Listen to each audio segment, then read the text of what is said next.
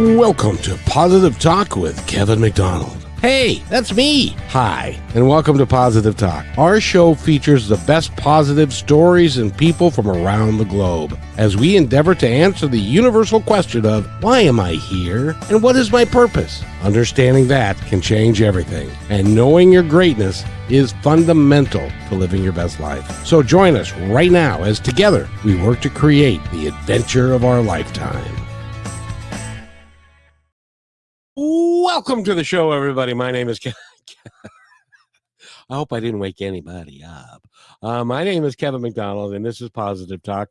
And today we truly have a global show for you today. And first of all, I want to introduce John Verico. He has become very close and near and dear to our hearts, and he's all the way over in little old Pennsylvania. Little old Pennsylvania. I was there for a hot second, and it seemed very quaint and stuff.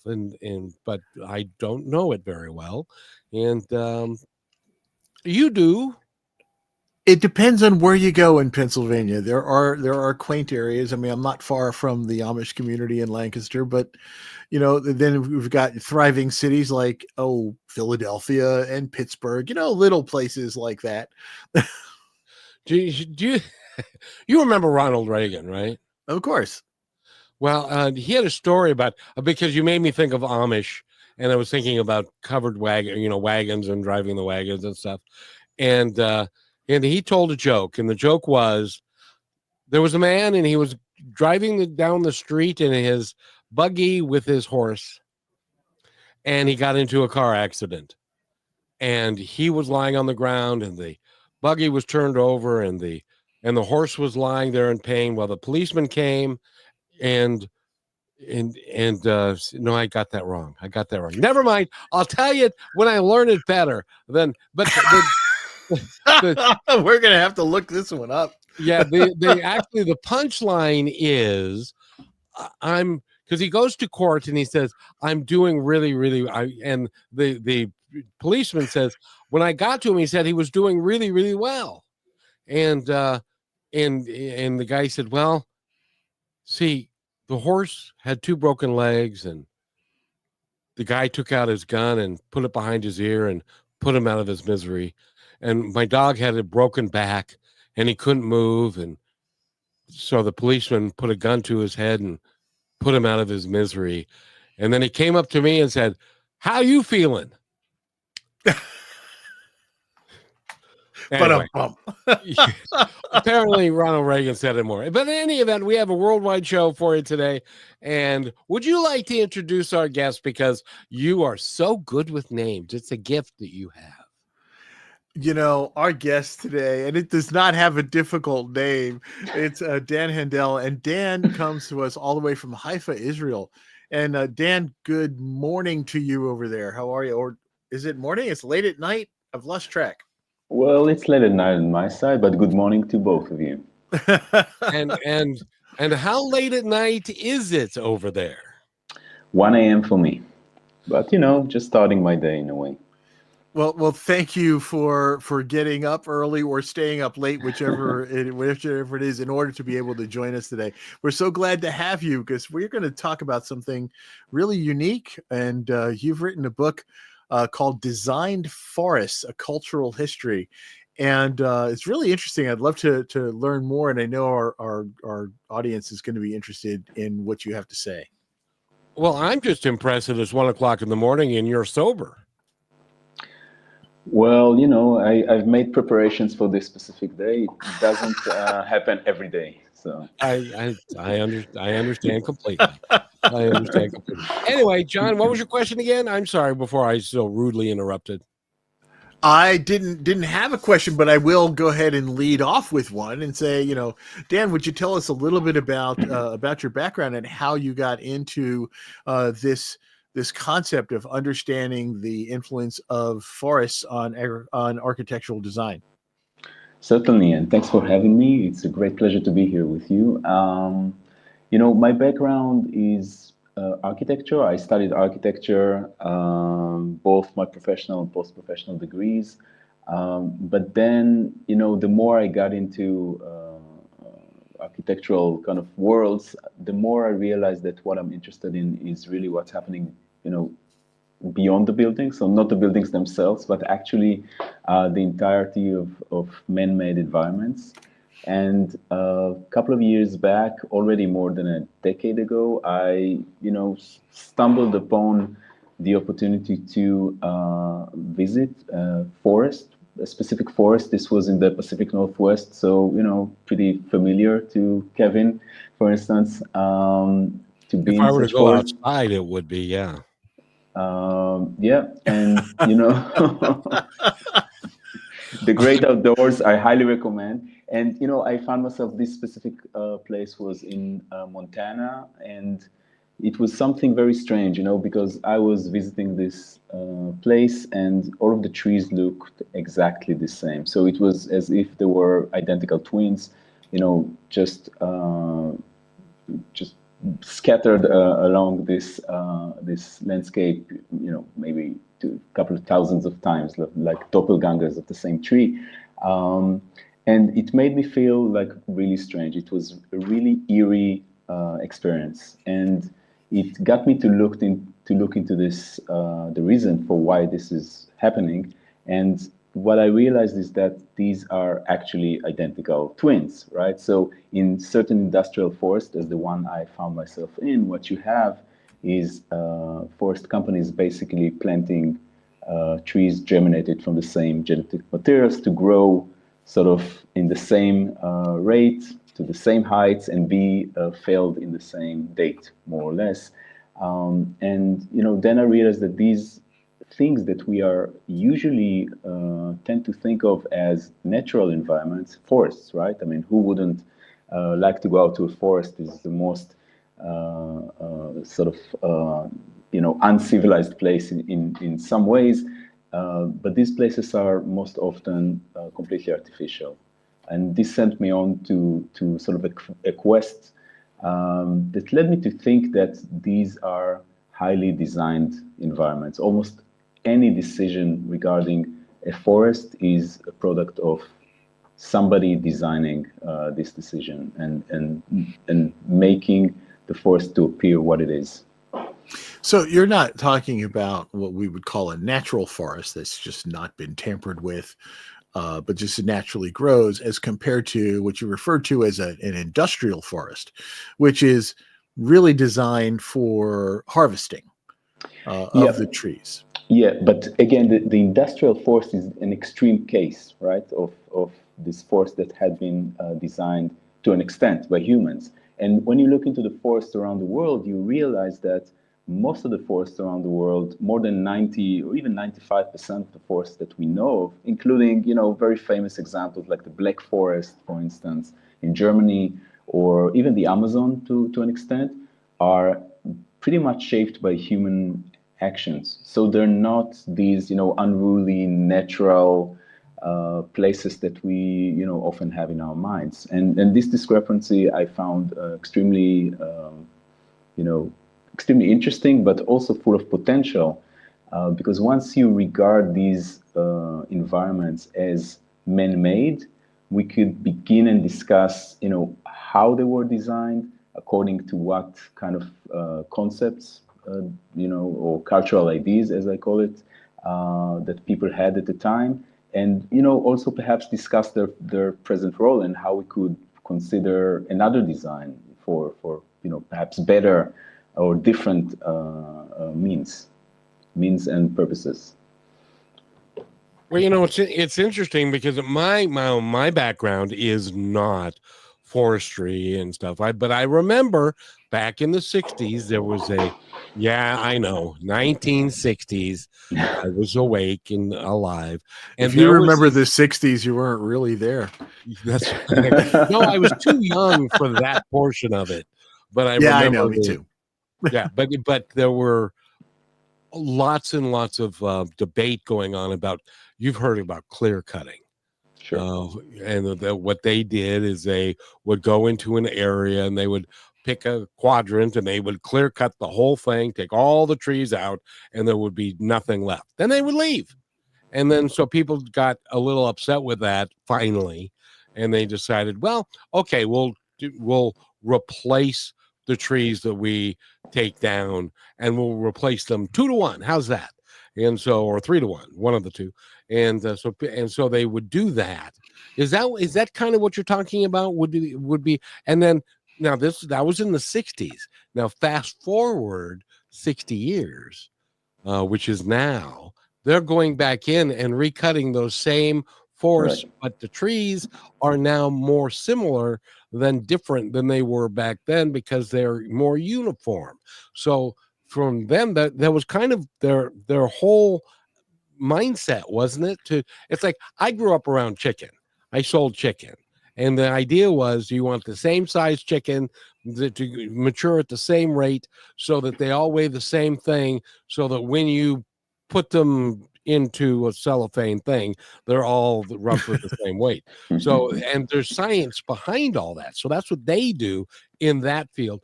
But you're telling us that they do this in the agriculture and in forestry as well.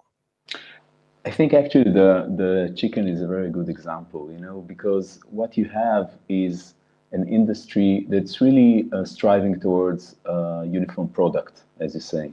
And by doing so, they're basically changing everything from the physique of the animal, right? Because they're genetically modified as well. Yep. But also the entire process of getting the chicken from the farm, if it is living in a farm yet in a traditional sense. So the farm changes, right?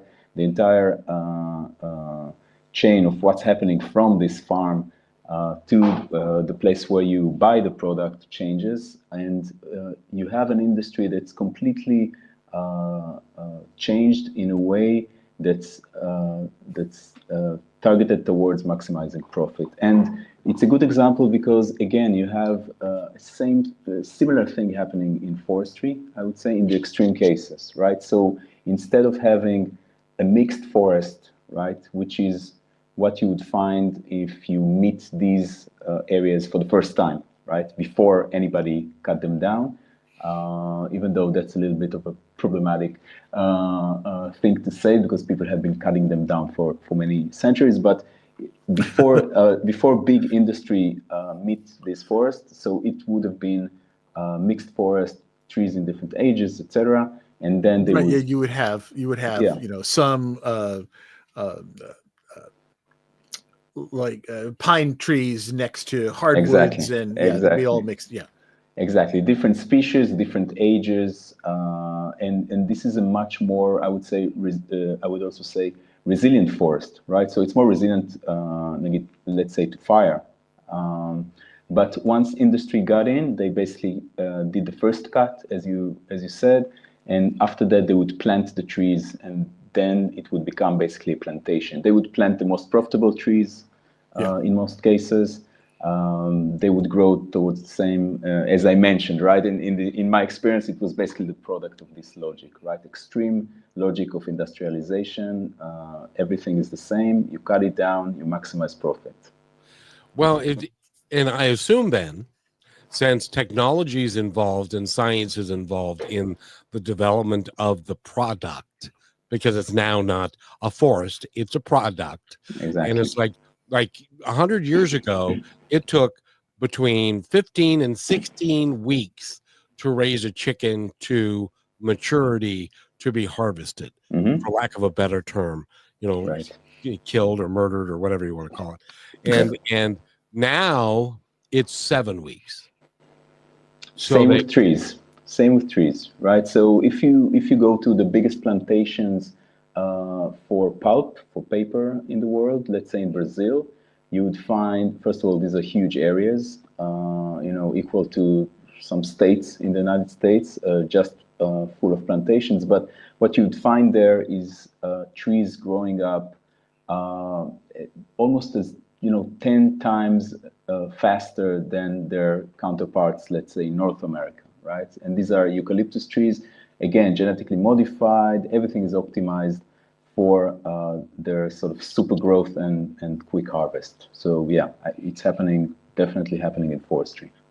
Well, and I don't know if a lot of people know this, John, but in the University of Arkansas, there is a wing that is chicken development, and you can become you get a bachelor's degree or a master's degree in chicken development. As a matter of fact, they even Is that worked an on intentional pun that it's happening in a wing?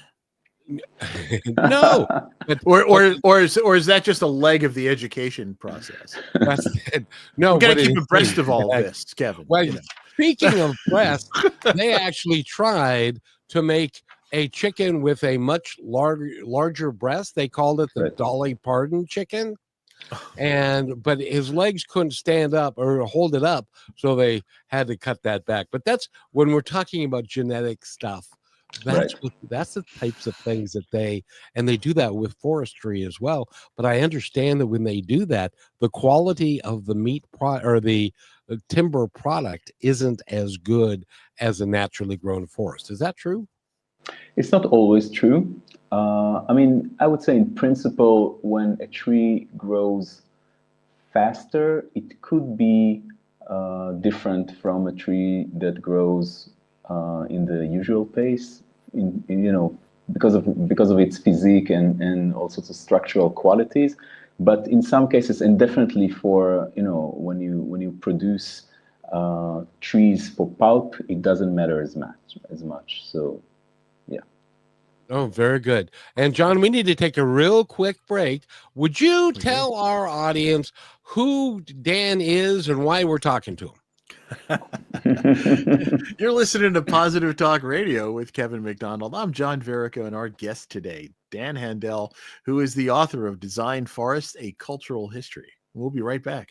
That's why he's here, Dan. Are you looking for a powerful way to grow your brand while making a real difference? Well, Positive Talk is the perfect platform to align your message with inspiration, hope, and meaningful conversations. By sponsoring Positive Talk, your brand will reach an engaged audience that values positivity and connection. People who want to support companies that share their values. Take this opportunity to showcase your business in a space that uplifts, inspires, and creates lasting impact. Don't wait. Email me, kevin@kmmedia.pro today to learn how you can partner with us and spread positivity while growing your brand.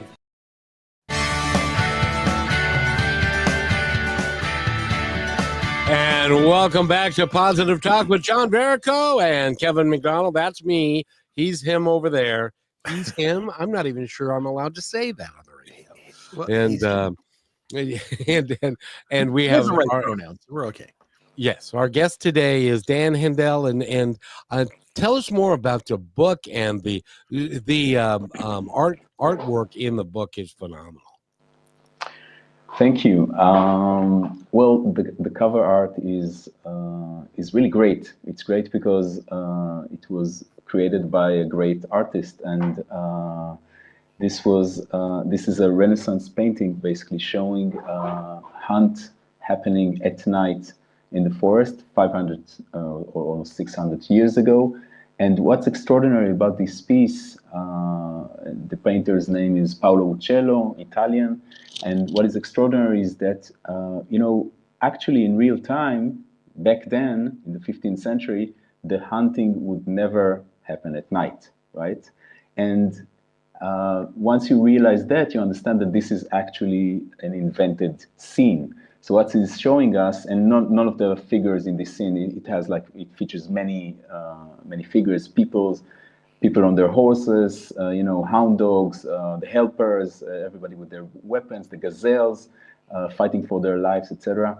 And in this entire scene, you see nobody with a fire or any type of light, right? So this is clearly a sort of ideal scenario. And again, what is striking there is that you have in the way it's organized, you have this completely artificial forest. It's entirely designed for this specific activity, right? So somebody actually cut the trees in a certain way before the scene was painted, right? The entire environment is in a way organized for this ceremonial act. Hunting was a huge cultural thing back in the day.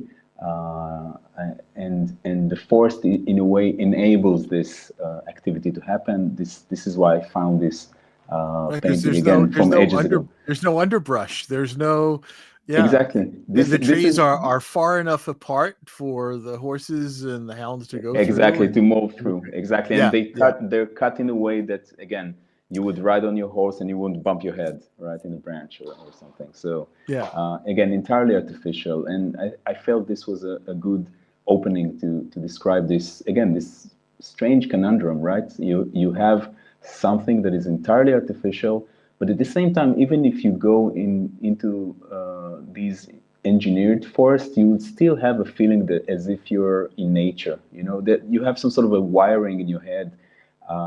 You see the trees, you hear the birds, and you know it feels natural, even though you're in a tree factory in some ways.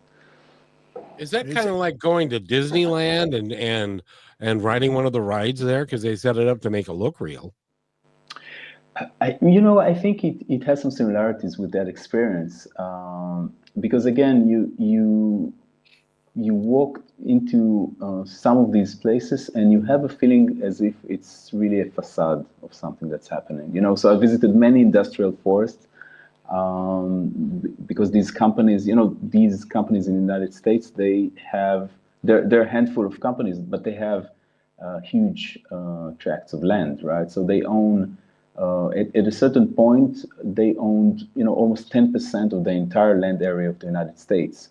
Private landowners, mostly forest products companies. So you have a lot of these forests to visit if you want to. And in many cases, I think they present this facade, and I'm using this word facade because I think these companies are very smart, not only in the way they do business, but also in the way they sort of present themselves to the public. By developing these techniques of how to present their force as part of an, let's say, a preach towards a more environmental way of doing business, for instance, I think they succeed. They're very smart at that. Yeah, I think a good point in that too. And this, first of all, it's interesting to understand that somebody had the foresight, 50, 60, longer years ago, to say, hey, if we keep cutting down trees, we're going to run out of product, right? We've got to do. Started, learning how to plant trees and ultimately engineer them so that they continue to have product, but also the fact, understanding that the trees are providing the oxygen. Right, they're absorbing our carbon dioxide and they're giving us back the oxygen that we need to breathe. So we kind of need to have some trees around. So if you keep cutting them all down, ultimately there's not going to be anything left. And so the fact that they're doing it, and a lot of places have laws to ensure the continuation of forested land. I mean, I used to work in Maryland, and I worked for the Department of Natural Resources, and we had a law in the state, and it was called the Forest Conservation Act, which basically said to anybody who wanted to cut down trees, they said, if you're going to cut down a tree, you've got to plant at least two in replacement. So, but the problem was they weren't necessarily, you cut down over here and you're planting over here, and you're cutting down a deciduous forest with all kinds of different trees and plants, and over here you're planting a bunch of oaks or whatever it is. And so it's not actually a one-for-one trade-off. And what's happening is I think we've cut back on the number of and the variety of species of trees and vegetation that is out there from this process. Mm-hmm. I think you're right. I mean, this is one of the big problems in my mind with what is called urban forestry, right? You have many cities, especially in the United States, but also in Europe and growingly in China, and now in Africa. You have more than 50 cities promoting an urban forestry program, which is great, right? I mean, who could say no to trees? I mean, everybody wants trees in their city, in their suburb, wherever they live, and it's nice. But once you consider trees through the lens of economy and through the lens of numbers only, you begin to be in a problematic area in terms of carbon economy, for instance. Because in the example that you just mentioned, cutting down an old tree, basically what is happening is once you cut it down, it releases all the stored carbon into the atmosphere immediately, right? So you cut it down, it's out, right? So you could plant 2 or 10 trees, but the time it would take these 10 trees to absorb the same amount of carbon would be several years. So in terms of how much you contributed to, let's say, global warming and emissions, etc., you basically did the wrong sort of math, right? And the same goes with all sorts of claims that are being raised in favor of planting million trees in New York, like the program they had a couple of years back, million trees in Los Angeles, all sorts of programs. Again, I think it's great to plant trees, and it's much better than not having them. But I think in many ways the numbers are sort of hiding the fact that having an urban forest in most cases is not as beneficial as having a forest outside the city in terms of ecology and also in terms of environmental impact. So I think that the question we need to sort of teach ourselves to ask is, what kind of forest do we want to plant, and what are the social costs and benefits that we're looking for? Because different forests in cities and around cities could have different advantages to different communities. And I think this is a conversation we need to have. It's not just about numbers. I think it's about how you connect a specific forest to a specific community and its needs. I think probably a big contributor to the flooding issues that we see in so many places is loss of forests, and specifically riparian forests along the shorelines. I was just going to mention, John, what agency was it that you were working for? It was the Maryland Department of Natural Resources. You mean before they cut it? What do you mean before they cut it? Before they eliminated that program. I just wanted to point out that one of the reasons why that program was put into place, where if you're going to cut one tree, you plant two. Oh, the Forest Conservation Act, you mean? Okay. That wasn't designed for commerce. That was designed to give back that was a regulation that they had to do. Well, if we get rid of those regulations, and I know that business owners are looking out for all of us and want to make sure the planet's here for a long time, and they're willing to sacrifice profits to do that. Okay, I've been dreaming again. But that's why those regulations were in place, and that's why they need to be there. Do you agree with that? Do you mean if these regulations are necessary? Well, yes, of course they are, right? Because we've been witnessing senseless cutting everywhere around the world. Let's say in the past, I would say 100 or 150 years, even of industrial forestry. So yeah, different systems of regulating this kind of quick cutting should be in place and have been in place, right? So you have different waves. I mean, the fact that they don't do clear cutting anymore is not because, again, as you said, they decided just to be nicer to their fellow citizens or to the planet. It's really about that, right? In the 80s, they were still doing clear cutting in the Pacific Northwest, and the forest companies were known as the Darth Vader in some areas, the Darth Vader of this region, right? So they faced a growing resistance in the public opinion, and again, because this is a highly regulated market, I think these big companies care about what people are saying, and they care about public opinion, and I think it's good, right? This is why we've seen companies like Weyerhaeuser, one of the the sort of forest company giants, taking measures, and not only taking measures, actually leading the way in some respects. In my book, for instance, I cover some of their sort of campaigns in replanting forests in order to sort of grow them back, and also creating experimental sort of areas for growing forests, and also their kind of well-known, at least in architecture, sort of well-known headquarters building in Tacoma in Washington is a great example of how you integrate these sort of forest values into a building that's also available to, for the public to just walk there. And I think it became a huge success, not only because of its architecture, which I think is great, actually, but also because the approach they took in how to sort of, in a way, integrate the public in their scheme. I think it's really, really, really important. And we need to be careful because, as you have outlined in your book and you talk about, losing forests is a self-fulfilling prophecy to doom, because we can't live without them taking up the carbon monoxide. And oh, by the way, they expel oxygen, and without them there ain't no us. It's kind of like the bees and everything else. Without nature, we cannot survive. Yeah. Do you agree with that?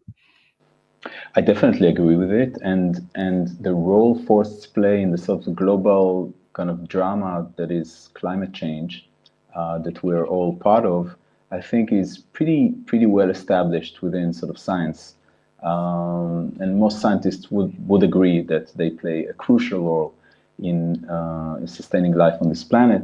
Again, I think what is hope, for me, becomes a reason for optimism is that, again, once you realize that most of these forests are designed and shaped by human actions, it also means that we could shape them in a different way than what's happening right now. So we don't have to follow the sort of disastrous, self-fulfilling prophecy that you were talking about, right? We might as well think it could be different, and we might as well act in order to make it be different than it is right now. Excellent. Well, we need to take another break, and when we come back with Dan Handel, I want to get into that a little bit about what we can learn from what you've discovered in your research, and how we can take things in a new direction. I'm John Verico, and you're listening to Positive Talk Radio with Kevin McDonald. That's me. You're listening to Brushwood Media Network, the best in syndicated talk, news, and entertainment shows. Last week, Brandon met a girl on a dating app. One day after work, he finally found the courage to ask her out. No answer. He started to panic. Was he being too pushy? Maybe it was too... Hey, sorry I didn't respond. I was driving. I would love to go on a date. How does tonight sound? Brandon tried to play it cool, but inside he knew. A girl so smart, so responsible. She must be a keeper.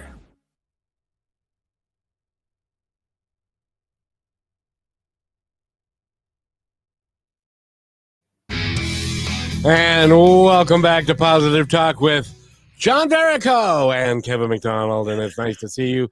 And Dan Handel is with us, and he has written a book, and the name of his book again, John, is Designed Forests, and, Cultural History. Is that correct? I had it in front of me 5 seconds ago. Designed Forests, a Cultural History. Is that correct? That's right. Okay. So Dan, I want to talk about just a little bit. We're talking about, for people who are just tuning in case you hadn't caught on to where we are, we're talking about how a great majority of what we consider to be, the natural part of the world, the forests of the world, have really been modified and impacted by human interaction over the years, and many of them have been redesigned and replanted by humans. And so what I'd like to get into at this point, Dan, is to understand what we can learn from all of this and how we can take this in a new direction and go from there. Well, I think one thing to learn and perhaps use is to begin to understand that not only humans had modified in the past and are still doing so, many of the forests that we know around the world, but also these forests have been shaped by human ideas. And when I say human ideas, I mean that we share certain cultural ideas, and these ideas are shared by you and me probably. They're shared by scientists and designers and land managers, and these cultural ideas tell you what the forest is in your specific culture in a specific time. But by sort of being attuned to this idea, you also are led to sort of change or shape the forest in a specific way. So I'll give you an example. For instance, this idea of a jungle, right? You know, a jungle is not really a type of forest in a scientific way, right? It's a cultural definition, right? So having a jungle somewhere means that you project certain values onto this specific forest, and you would call it a jungle. The jungle is usually associated with negative values in many cultures, right? So you would say it's an unruly jungle. It cannot be subdued for commercial purposes. If we look at certain places around the world, it's in some cases it would be associated with disease. In other cases, it would be associated with guerrilla warfare, and things like that. So it has all these negative values, and because of that, it's treated in a very specific way. And when I say treated, I mean that if you look at the way certain forests around the world have been redefined as jungle in certain points in time, you would find that the treatment of these forests would follow from this logic, right? So if it's a place that is full of disease or enemy troops, right? So we treat the forest in a specific way. And, in some extreme cases, this become a reason for, very drastic environmental alteration, right? As in, let's say, the war in Vietnam, right? But not only then, also the British rule in India in the 19th century, the same sort of logic applies. It's a jungle, it's hostile. We need to dramatically alter it and, turn it into a forest that we know, the type of forest that we know that we could cut down and capitalize upon, right? So I think once we begin to have this conversation, right, how our ideas are sort of filtering the actions that we take, we also regain our agency, and when you ask, what can be done, I think you have some really stark examples of what can be done. Let's say if you look at Brazilian forests in the last 50 years, right? So you have different governments, different cultural definitions just projected onto the Amazon forest. One time it's a jungle and it needs to be cut down in order to make way for highways. This is happening in the 60s. Then it's being deforested dramatically in the 70s. Then the wheel turns again and a new government comes in and say, no, we need to protect that. And we get the international money to do so. And now we find ways to do it. And then another government comes in, which just happening a couple of years back. And then he cuts down basically everything because his voters are, sort of invested in agricultural practices that burn down the forest, basically. And now it's turned again, right? So ideas that are being communicated to the people and by the people in certain parts of the world had huge influence on the way forests are being managed and also related to their survival rates and our survival rates, right, which are sort of dependent on that. Well, in the jungle specifically, it hasn't been very long since they've started to understand the concept of what the canopy does and how it all plays, and it creates its own ecosystem. You've got animals that don't exist anywhere else because that's the ecosystem that they live in. And then when we burn it down or tear it down, those animals then no longer prosper. And we have, in my lifetime, which is only I'm much younger than John, but even in my lifetime, the number of animals that have gone extinct on our planet because of our mismanagement of their habitat has been obscene.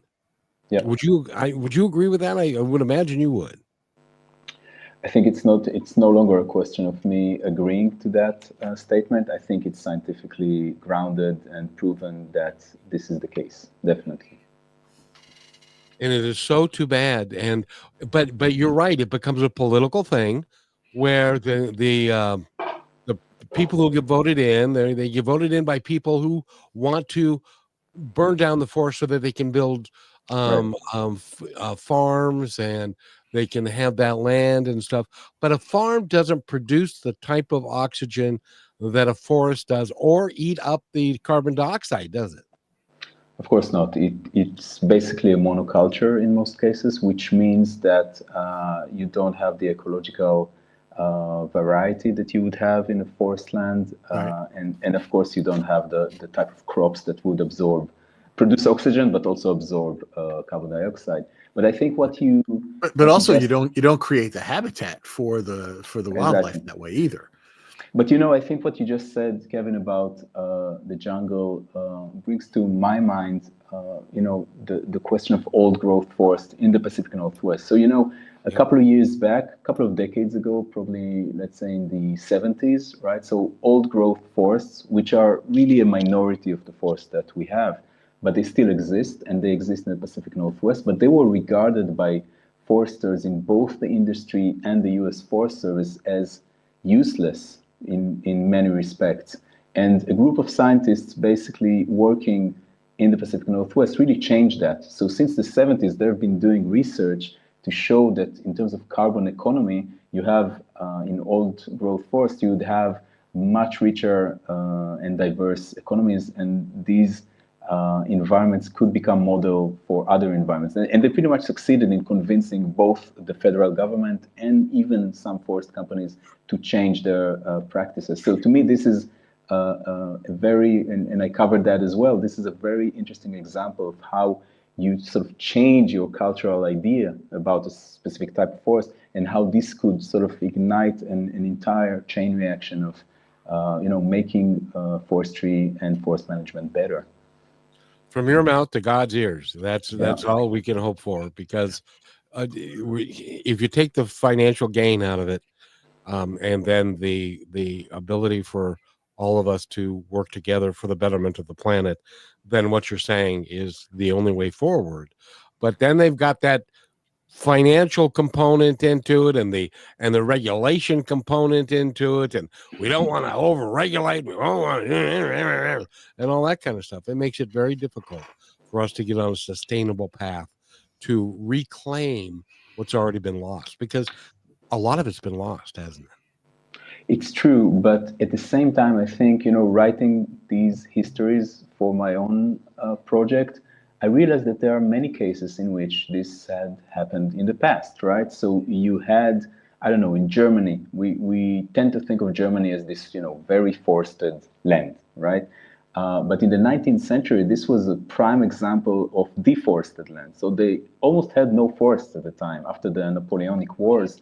And basically what they did is devise a system that was, part regulatory and part scientific system of forest planting and forest management. And what we have today is entirely different, both in terms of its environmental impact, but also the type of landscape has changed. So this had happened in the past and is still happening in places like China, where they try to stop the desert by planting what is basically the largest artificial forest in the world right now. And we may have our reservations about its impact and whether the trees survive, et cetera, but this is just the type of small details.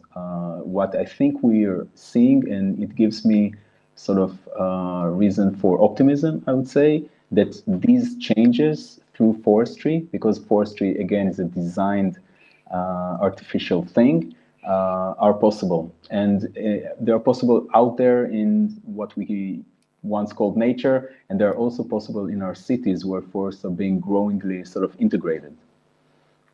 Dan, let me ask you something. You're an architect by nature, correct? Yeah. And so when you started out on this project and decided to write a book out of it, who did you envision as getting the most benefit from this research, and how can they use it? Well, many parts of the research deal with realms that are either within, under sort of the responsibility of architects or urbanists, or sort of adjacent to their realms of interest. So, first of all, I would hope that this research and this book would be interesting for the non-professionals, because in a way I try to write it in a way that that would lead to conversations as the one we're having now, right? So this is not about me or you, going to school for 15 years in order to know what needs to be known for having this conversation. It's really about touching subjects and things that are relevant, first of all, relevant to our lives. And second, really trying to sort of find the ways in which we could have meaningful conversations about changing the course of development as we see it happening today and in the last couple of decades. So first of all, I would say that this could be interesting for people interested in environmental issues, but also people interested in what's happening around them and natural environment, and people who love forests. Many people just love forests because it gives them, and it gives me too, a certain feeling that I think is irreplaceable. It's something that you would not find elsewhere.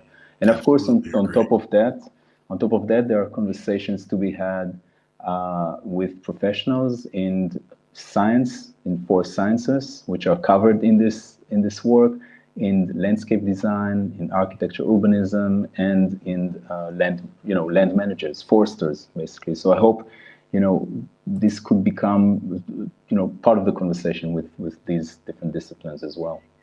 I love what you said about the feeling that we get in forests, because it's so true. I know when I was a kid and I moved out of Brooklyn and went into New Jersey, and our neighborhood kind of backed up to a forest area. Right. And boy, just going out and exploring in nature all the time back then, it gave me such joy. And I still, to this day, we've got a couple of trees in our property, but it's nothing. But across the street from us is still kind of a semi-forested area. There's a farm behind it, and there's a little patch of woods between the farm and the suburban neighborhood that I live in. But that little patch of trees is like our little oasis. Yeah, our little piece of heaven that is right there. And that's what makes it so special.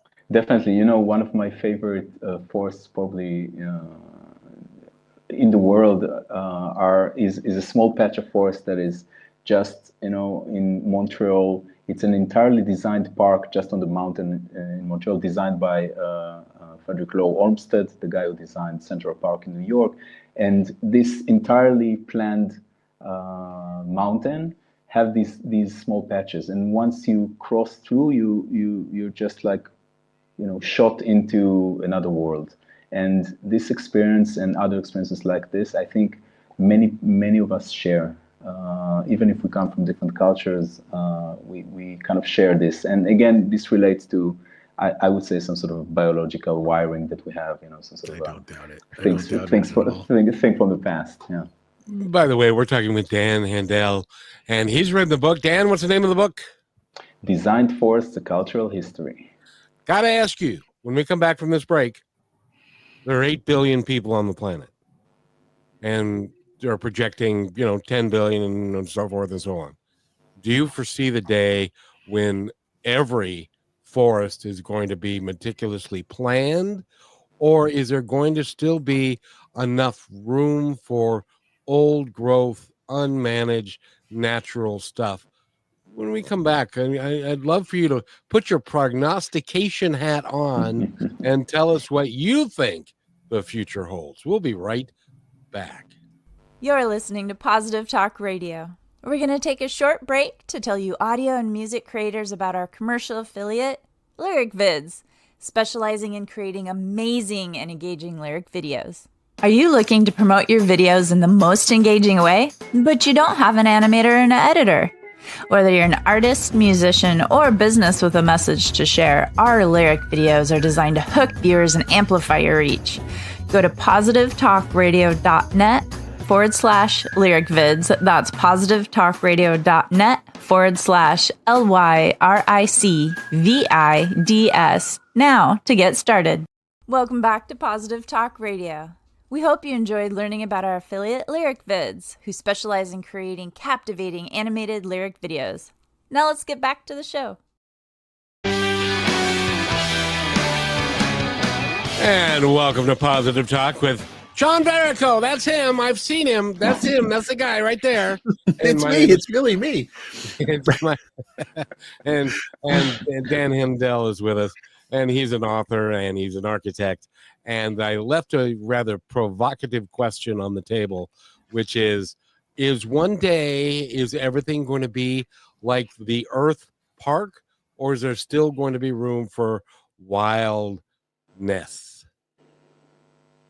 Very good question. And I would be always very cautious about making projections into the future.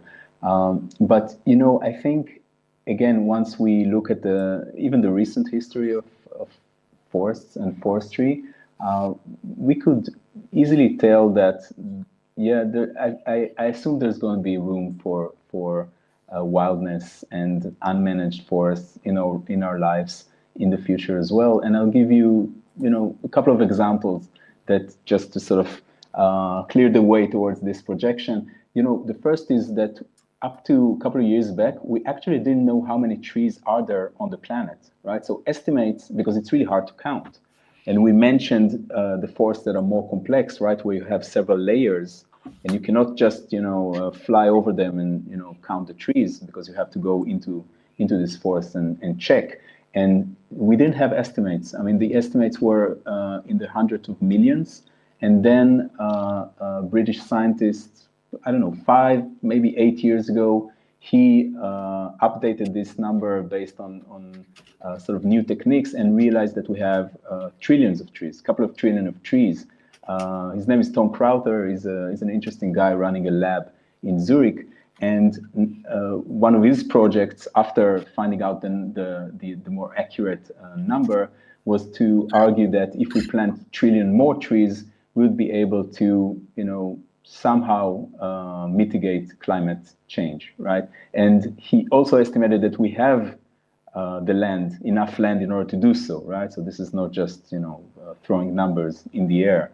So this is one example. And I think the other is that we see more and more people working in what is called rewilding. And rewilding is this idea that we can artificially recreate ecologies and environments that were once in existence and are no longer there, and introduce, animals, plants, entire sort of dynamics by designed processes. And we see there a sort of rewilding movement happening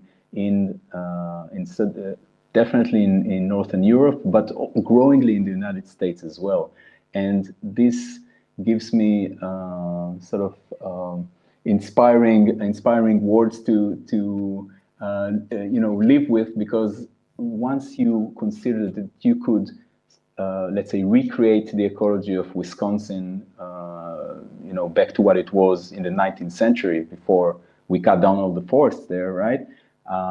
If you could do that, and you can scientifically do that, but if you could do that, you could also begin to talk about how our cultural ideas and cultural values could come together in redesigning environments on a large scale, forest environments and other types of environments in large scale, and sort of introduce values that are important for us.